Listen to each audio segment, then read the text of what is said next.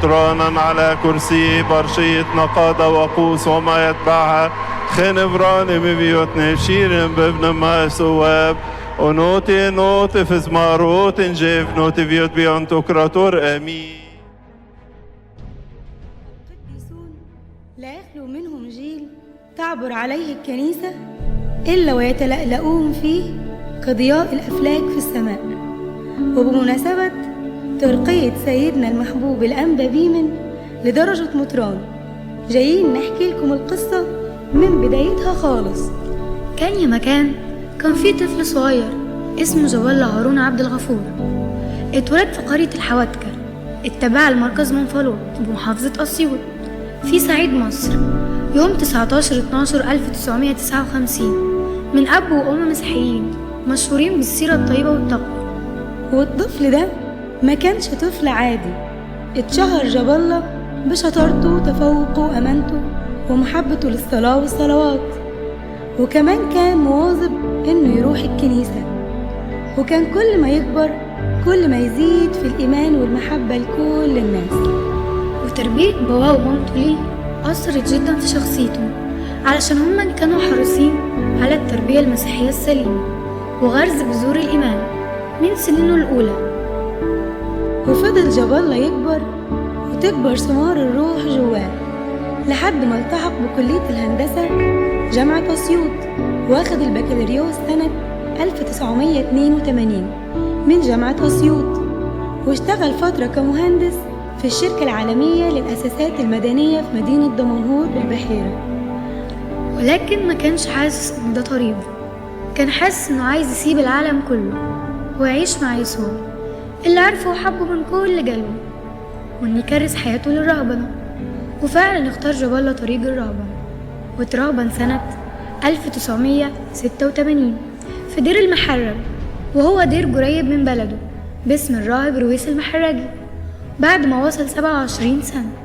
بس هتلاقيه كان من صغره بعيد عن ملذات الدنيا وعن رغبات الشباب اللي في سنه، وده علشان سلم قلبه وحياته كلها للمسيح. وده كان سر قوة الروحية العظمى واللي هي سبب بركة ناس كتير.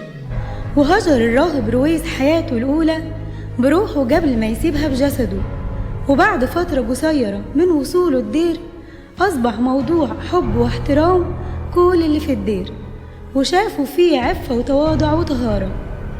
ويوم 19 مايو سنة 1991 اترسم كاهن وبيجي اسمه الراهب القس بيمن المحرجي.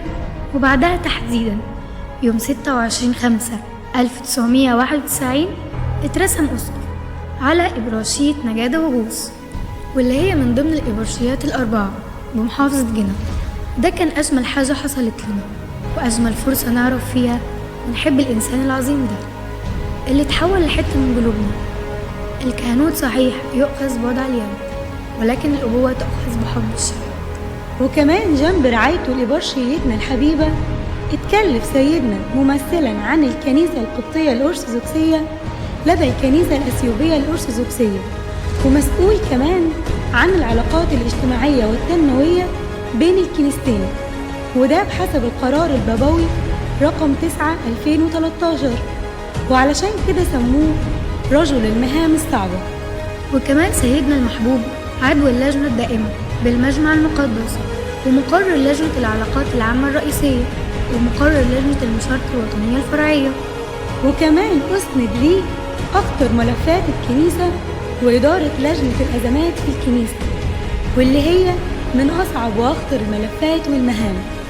وعلى الرغم من صعوبة وحساسية المهام دي إلا إنه أثبت جدارته وقوته وقدر إنه ينهيها، زي ملف أقباط العريش، وكمان ملف دير السلطان اللي استولى عليه الأحباش بعد ما تسلم ليهم من قبل الكيان الإسرائيلي.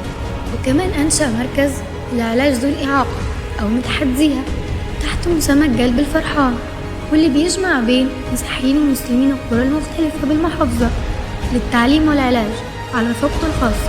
ومش بس كده، احنا كمان شفنا تعمير كتير من أراضي واسعة فاضية لأديرة وكنايس وخضرة ومباني وحياة. وعلى الرغم من كل المهام الصعبة دي إلا إن سيدنا كان مهتم بكل تفصيلة تخص أولاده، وليه مع كل واحد فينا بصمة وحكاية. والنهاردة جايين بكل الفرح وبكل محبة نهني واسقفنا واخدينا المفروض على الترجل ورتبة مطران بيد صاحب القداسة أبينا البابا تودروس الثاني، وبنتمنى سنين كتير في وسطينا وجوه قلوبنا. بنحبك يا سيدنا.